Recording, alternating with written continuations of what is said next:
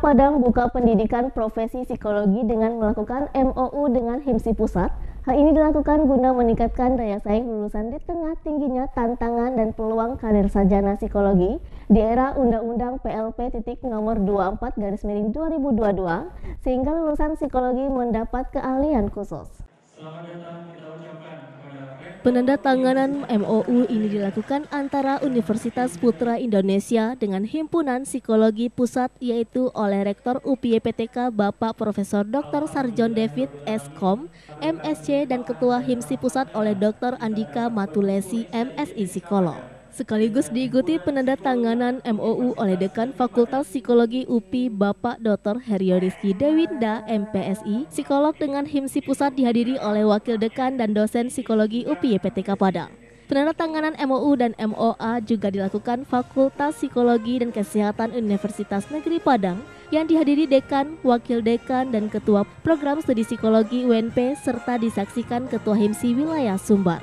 Dengan penandatanganan tersebut, kedepannya dapat membuat nuansa baru di dunia pendidikan.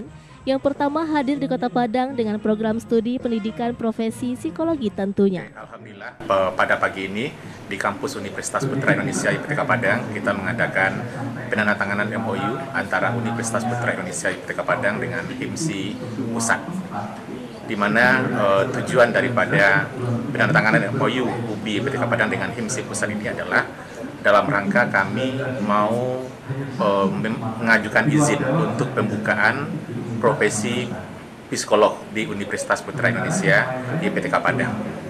Kenapa kami mengajukan profesi psikolog? Karena UPI IPTK Padang untuk sarjana psikologi itu sudah berdiri semenjak tahun 2021.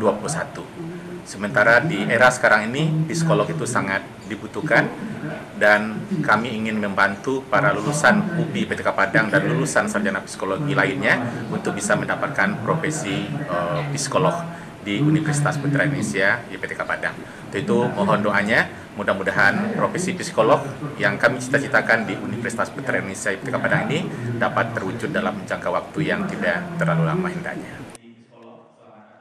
Dalam acara tersebut juga dilakukan kuliah umum yang diikuti seluruh mahasiswa jurusan psikologi UPI IPTK Padang sehingga dapat mencetak mahasiswa yang bisa bersaing di tengah kemajuan zaman tentunya. Dari Padang, Sumatera Barat, Tim Liputan iNews melaporkan.